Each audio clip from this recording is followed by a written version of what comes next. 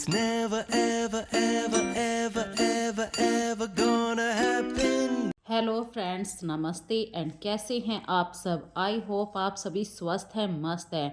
तो दिन है आज सैटरडे और मैं सुबह 5 बजे जल्दी ही उठ जाती हूँ। No, no, no, no, it's never, ever, ever, ever, ever, ever gonna happen.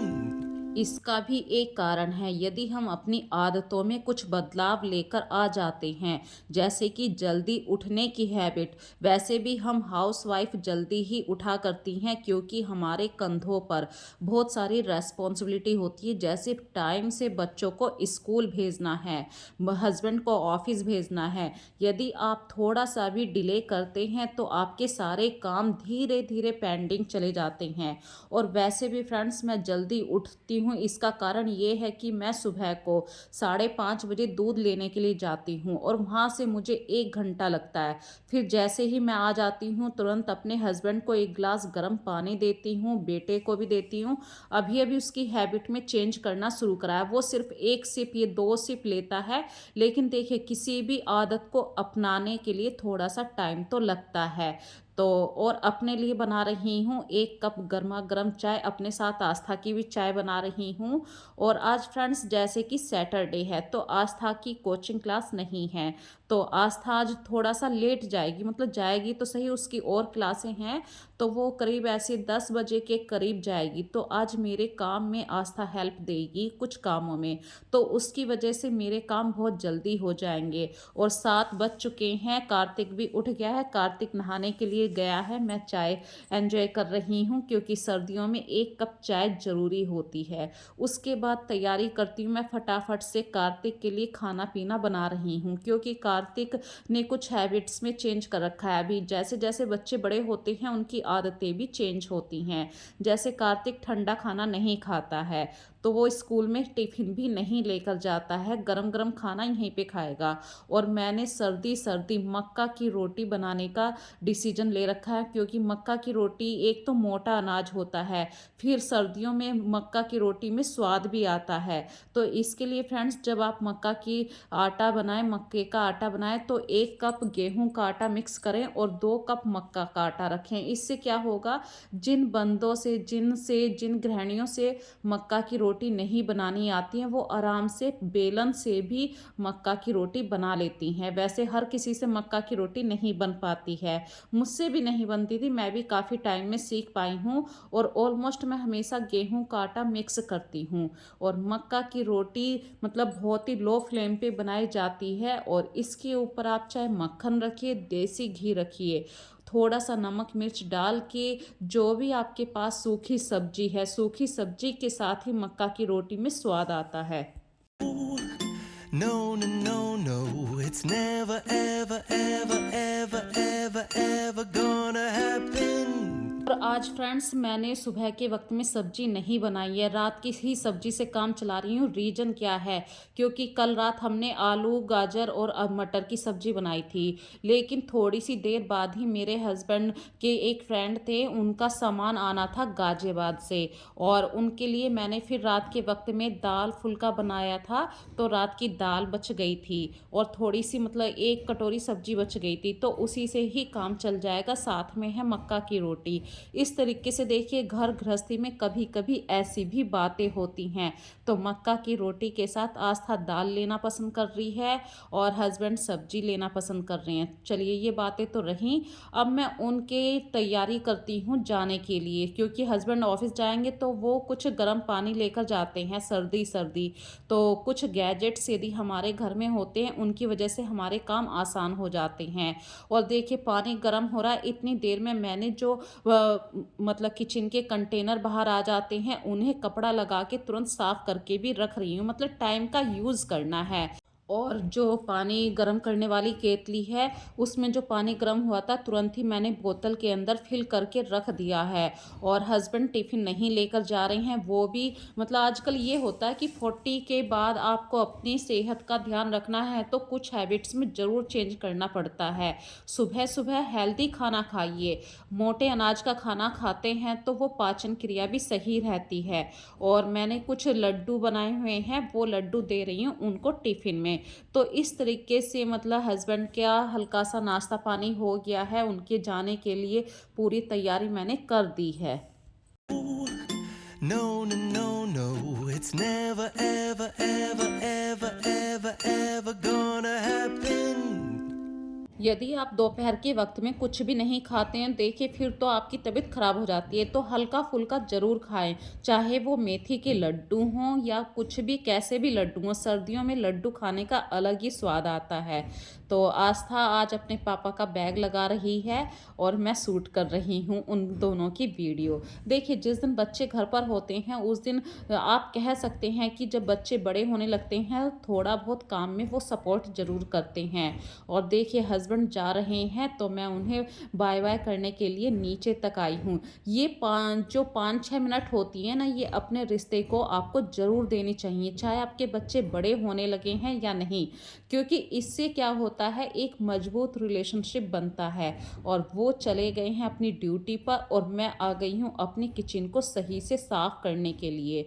तो जो जो सामान काउंटर पे फैला हुआ था वो सामान मैंने कबर्ड के अंदर रख दिया है। और यहाँ पे देखिए फ्रेंड्स, मेरी जो किचन में है ये 3 कैबिनेट ऊपर लगे हुए हैं। तो मैंने एक कैबिनेट को तो परसों वाली वीडियो में आप लोगों के साथ शेयर किया था। आज मैं दूसरे वाली कैबिनेट को साफ कर रही हूँ। तो इस कैबिनेट के अंदर जितने भी कंटेनर हैं, स्टील के डिब्बे हैं, उन्हें निकाल कर साफ करना है। एक्चुअली कंटेनर तो मैं हमेशा साफ कर देती हूँ, जैसे ही कोई कंटेनर खाली हुआ तुरंत ही उसे मांज कर रख देती हूँ। लेकिन महीने में एक दिन ऐसा भी होना चाहिए जिस दिन आप पूरी कैबिनेट को साफ करें। तो यहाँ पे देखिए जो ये ग्लास वाली सेल्फ होती हैं, इनके ऊपर भी कुछ कुछ निशान आ जाते हैं, जैसे कि कंटेनर को आप ऐसे ही रख देते हैं या आपके किचन में की कोई कैबिनेट ओपन रहेगी और आप तड़का लगा रहे हैं तो वो तड़का, यदि आपकी किचन में जो चिमनी होती है वो चिमनी नहीं है तो वो तड़का ऑलमोस्ट ऐसे ही जम जाता है। तो आज महीने की सफाई में मैं एक ही कैबिनेट को साफ कर रही हूँ सरफ से। किसी भी लिक्विड सरफ से आप इसे साफ कर सकते हैं और गीले कपड़े से फिर इसे यहाँ पे वाइप कर दीजिए। उससे क्या थी, जो सरफ का जूना आप लगाएंगे उससे ये कैबिनेट बिल्कुल साफ हो जाएंगी। No, no, no, no, it's never, ever, ever, ever, ever, ever gonna happen. और यदि आप अपने किचन को हमेशा के लिए साफ रखना चाहते हैं तो बस हफ्ते में या डेली में सिर्फ आपको 10-15 मिनट फालतू देनी होती हैं अपने किचन को। तो आपका चाहे वाइट काउंटर हो या ब्लैक काउंटर हो, आप हमेशा अपने किचन को साफ रख पाएंगे। जैसे कि डेली ही भले ही आपने कोई सब्जी बनाई है या नहीं बनाई है, आपकी गैस से नीचे कुछ सामान मतलब उबल के गिरा है या नहीं, वो मायने नहीं रखता है। आपको डेली गैस के पीछे वाला जो दीवार होती है, टाइल्स लगी रहती हैं, डेली वहाँ पे वाइपिंग करनी है। गैस को उठा के भी डेली साफ करना है। गैस की एसेसरीज को डेली साफ करके रखना है। तो इन छोटी छोटी सी हैबिट से क्या होता है, आपकी किचन बिल्कुल चकाचक रहने लगती है। और यहाँ पे फ्रेंड्स देखिए, मैंने लो फ्लेम पे दूध रख दिया है बॉईल होने के लिए। और इतनी देर में मतलब दूध यदि बाहर नहीं गिरे तो इसके लिए आपको लो फ्लेम जरूर करना पड़ेगा। और इतनी देर में मैं जितने भी किचन के अंदर जैसे बड़े बड़े बर्तन साफ करके पहले ही रख दिए थे, तुरंत ही जो किचन के कंटेनर मैंने बाहर निकाले थे उनको बाहर से साफ करके रख रही हूँ। इससे क्या हुआ है कि हमारी कैबिनेट तो हमने ऑलमोस्ट पूरी साफ कर दी, लेकिन कंटेनर यदि आप ऐसे ही रख देंगे तो आपका मन नहीं रहेगा। और जो आपकी सिंक के एरिया के पास बर्तन साफ करने वाली एसेसरीज होती है, जैसे कि पीताम्बरी है, जूने हैं, स्पंज है, लोहे वाला जूना है या वाइपिंग वाले क्लॉथ हैं, इन सब चीज़ों को भी साफ करके रखना ज़रूरी होता है। हो सके तो 2-3 घंटे की धूप लगा दीजिए, इससे आपका वाइट काउंटर हमेशा साफ रहेगा। और वीक में एक बार तो वाइट काउंटर को आप डेली सरफ से, किसी भी लिक्विड सरफ से साफ कर सकते हैं, चाहे बर्तन साफ करने वाली साबुन ही क्यों ना हो। No, no, no, no, it's never, ever, ever, ever, ever, ever gonna happen. और बताऊँ सबसे बड़ी बात, अक्सर हम काउंटर को सामने से साफ कर लेते हैं, लेकिन जैसे कि कोई सामान रखा हुआ है और वहाँ पे कोई ऑर्गेनाइज़र है, हम उसको नहीं हटाते हैं, कोई स्टैंड है उसे नहीं हटाते हैं। तो गंदगी का सबसे बड़ा रीज़न ये भी है। तो आपको सिर्फ़ 5-10 मिनट फालतू लगती हैं। यदि आपने बर्तन वाला स्टैंड हफ्ते में 1 बार हटाकर भी आप वहाँ पे कपड़ा लगाते हैं, तो ऑलमोस्ट आपकी किचन साफ़ हो जाती है। तो फ्रेंड्स, ये वाली जो आज का मैं वीडियो आप लोगों के साथ शेयर कर रही हूँ, मैं सिर्फ किचन की साफ सफाई नहीं दिखा रही हूँ, मैं अपना डेली रूटीन भी आप लोगों के साथ शेयर कर रही हूँ। तो सिर्फ 20 मिनट के अंदर मैंने ऑलमोस्ट अपनी किचन पूरी तरीके से साफ कर दी है। जैसे कि सुबह को आप खाना बनाते हो, सारे के सारे धीरे धीरे मसाले नीचे आ जाते हैं, मतलब कंटेनर नीचे आ जाते हैं, पूरी किचन में झूठे बर्तन इधर उधर फैलने लगते हैं। तो अपनी किचन को आप डेली सिर्फ 10 मिनट फालतू दीजिए, आप अपने किचन को हमेशा ऑर्गेनाइज कर पाएंगे, साफ रख पाएंगे। और फ्रेंड्स, किचन साफ होने के बाद मैं आ जाती हूँ अपनी छत के ऊपर, क्योंकि यहाँ पे कुछ प्लांट्स को मुझे पानी भी देना था और आज मुझे अपनी छत पर झाड़ू भी लगानी थी। तो मैं ऐसे नहीं किया करती हूँ कि आज ये काम छोड़ दिया कल को करेंगे, नहीं। आप डेली यदि अपने घर को साफ रख पाते हैं, तो एक तो आपका एक रूटीन बना रहता है। ऊपर से यदि आप प्लानिंग से काम करेंगे, जैसे कि अभी मुझे छत पर रह के झाड़ू लगानी थी, तो उससे पहले आके मैंने मशीन में सरफ डाल के मतलब कपड़े लगा दिए। और सर्दियों में कपड़े भी कुछ ज़्यादा निकलते हैं, तो आप देखिए कोई सा भी सरफ यूज़ कीजिए। मैं आप लोगों को यहाँ पे ये नहीं कहूँगी सरफ ये वाला यूज़ कीजिए, बस अच्छा होना चाहिए। इससे क्या है, अच्छा सरफ यदि यूज़ करते हैं तो आपके जो कपड़ों पे कुछ स्टेन लगे रहते हैं वो निकल जाते हैं और कपड़ों में अच्छी सी खुशबू बनी रहे, तो आप इसके लिए एक लिक्विड डिटर्जेंट आता है उसको डाल सकते हैं। मैं नाम नहीं लूँगी क्योंकि मुझे भी कॉपीराइट का डर रहता है। भाई, चैनल जब मोनेटाइज हो जाता है उसके बाद बहुत सारी बातों का ध्यान रखना पड़ता है।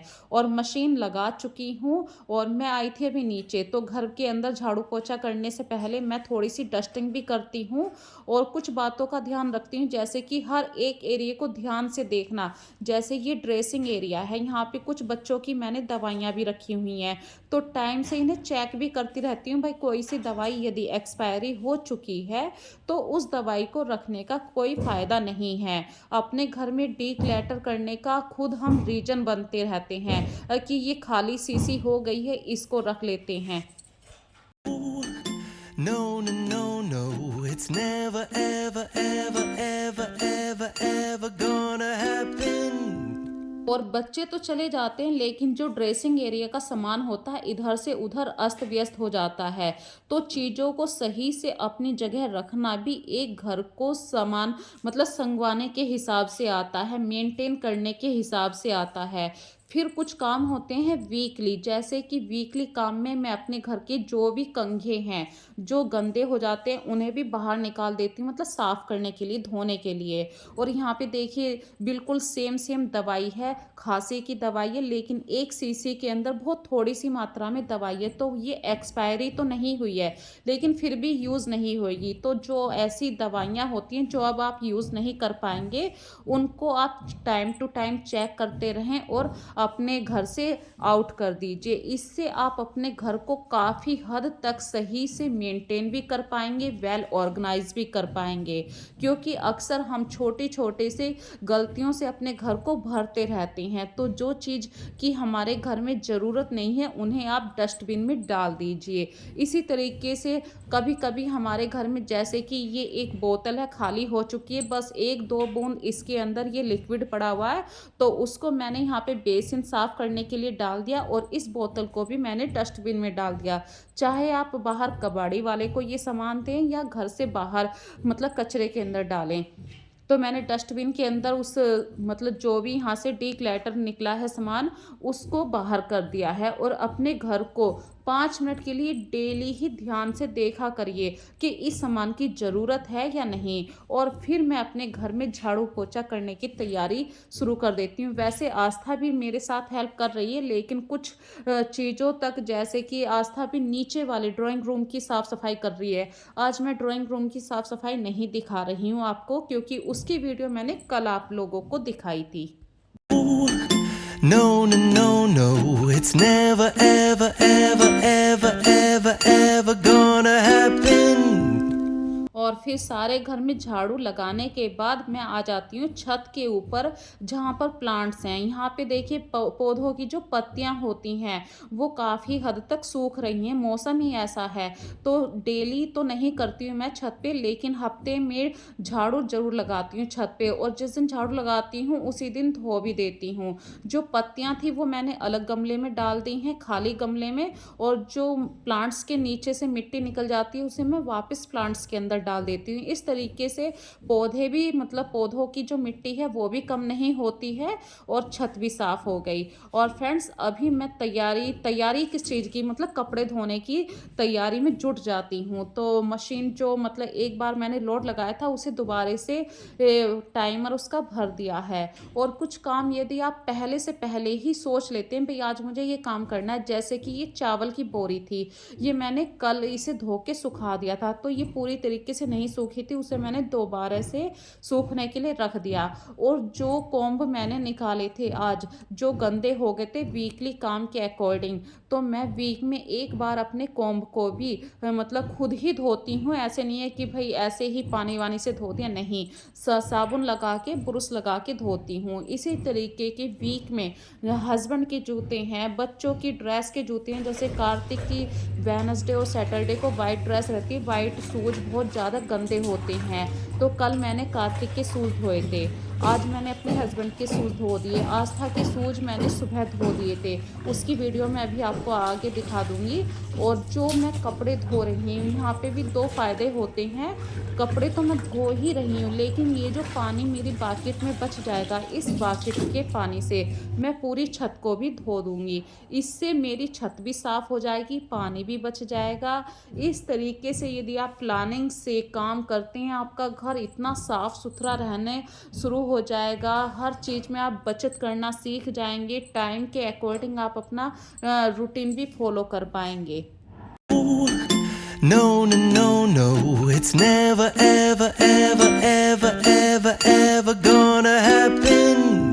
और यहाँ पे एक चेयर मैं हमेशा छत के ऊपर रखा करती हूँ, क्योंकि बार बार कपड़े हाथ में लेकर जाने पड़ते हैं, गिर जाते हैं, तो इस चेयर को साफ करके मैंने इसके ऊपर सारे कपड़े मशीन में जो ड्रायर लगाए थे वो उसके ऊपर रख दिए। और ये जूते अभी धूप में रख दिए मैंने सूखने के लिए, जो जूते सुबह धोए थे वो ये हैं वाइट वाले, जो मैंने अभी धोए हैं वो ये वाले हैं। तो इस तरीके से मैं प्लानिंग से ही अक्सर काम किया करती हूँ। वीकली काम यदि आप करते रहते हैं तो आपको एक महीने की सफाई का झंझट नहीं रहेगा।